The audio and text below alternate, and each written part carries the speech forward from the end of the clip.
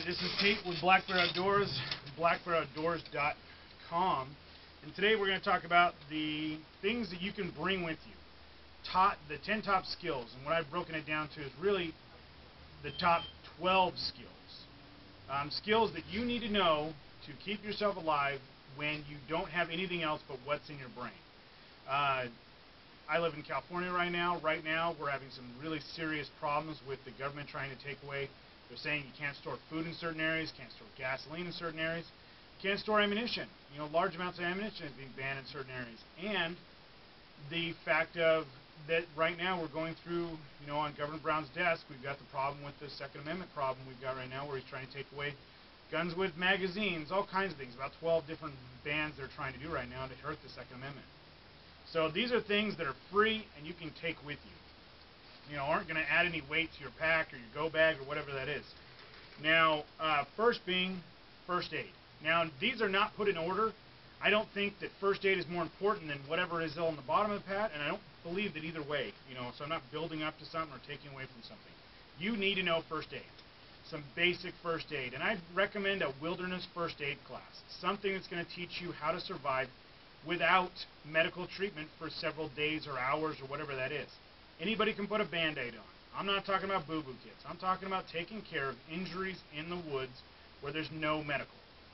The reason I recommend wilderness medicine, because you're in the woods. You're backpacking 40, 50 miles away. It could be a couple days before you can get out and do what you need to do. So definitely there. Carry the equipment. Make sure you've got stuff at home to be able to do large amounts of boo-boo type stuff. Band-Aids, you know, any of those type of deals. Splints. You know, I go around and I get braces and knee braces and ankle braces and all this kind of stuff you can get at garage sales for next to nothing. I've got ankle and knee braces that were 50, 60 bucks that I paid $1 for at a garage sale. Definitely, I've got a whole bucket full of that type of stuff there. You know, trauma type equipment. We sell trauma equipment here. You need to have more than one setup. You know, you want to have lots of compression bandages. You want to have a lot of decompression needles. You want to have a lot of, you know, inclusive dressings, things like that. You don't want to just have one item. If you think that when the grid goes down, you're going to have one boo-boo, and that's it, and that boo-boo is only going to last for a day, that's your problem. Think about how many Band-Aids the last time you put on one of your kids' knees. How long did that boo-boo take to heal? How many Band-Aids did you have to put on there to make that happen? Second, tools. Make sure you have some basic knowledge of how to use tools. I mean, it's great to be able to have tools, and you know, you see those guys that have the greatest, perfect garages. My garage is not clean, but I have tools in there, and I know how to use them. You know, I was an electrician and a mechanic and things like that. Those are abilities that I can use to make money down the road. Also, if I need to replace a hose on the side of the road, I can do that. The third here, security.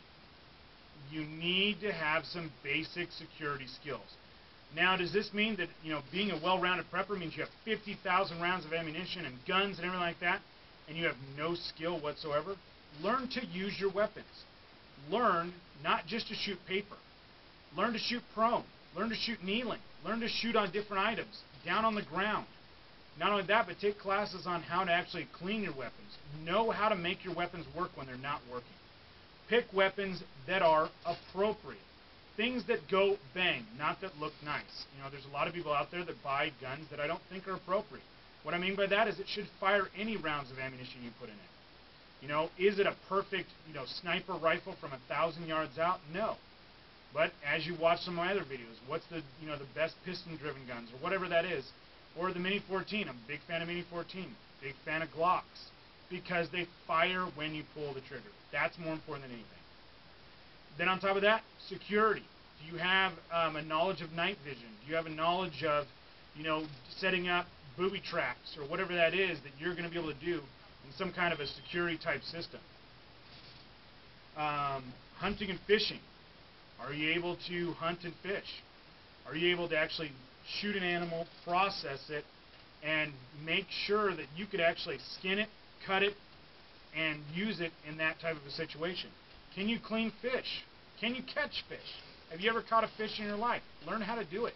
It's very simple stuff, guys, but you need to do it. This is the difference in a doomsday prepper and a prepper. Everybody always asks me that. What's the difference in a doomsday prepper?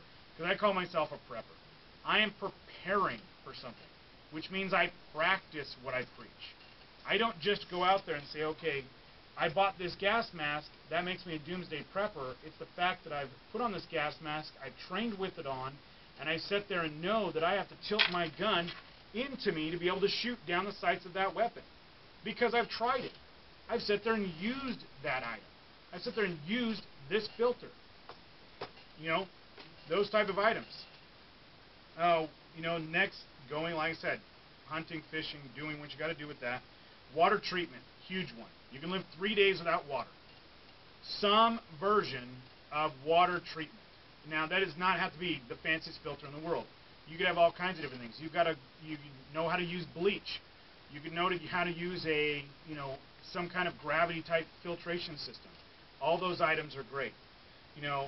But knowing how to use that, knowing how to process, and realizing that you've got to process a lot of water. That's why we always talk about the Sawyer filters. 1 million gallons of water. Big on these guys. But making sure you don't have just one filter. Be a well-rounded prepper. Know how to process water lots of ways. Whatever you're going to do. Are you going to use a biofilter? Are you going to use a charcoal filter? What do those things mean? How long they're going to last and what they're going to do for you. Next thing, food prep and cooking. You need to be able to process food into what you need to do, whether that's chicken. If you're raising chickens, have you ever gutted a chicken? Have you ever processed a chicken down to where you could eat it? Have you ever plucked a chicken? If you've got cows, you've got a whole herd of cows. Have you ever processed a cow and learned how hard that is to do and how you're going to be able to do that? That is a logistics nightmare if you don't know what you're doing. Do you have appropriate knives and things like that? Do you know how to sharpen those knives? Do you know how to do all those kind of things? Big on those guys. Cooking. Knowing how to cook. You're going to have to do the cooking. Walmart and places like this are not going to exist anymore where you can walk down to McDonald's and have them cook your food. Those people have gone home to protect their families. You're going to need to be able to cook the food you have and practice cooking the food that you're storing. So big on those. Food preservation goes hand in hand with cooking. You need to be able to preserve the food. If you're going to shoot an 1,800-pound moose, you're going to get 600 pounds of meat out of that. Okay, 600 pounds of meat is not something you can put in the refrigerator. Okay, you're going to have to be able to can that. You're going to have to be able to turn it into jerky. You're going to have to be able to smoke that. All those type items.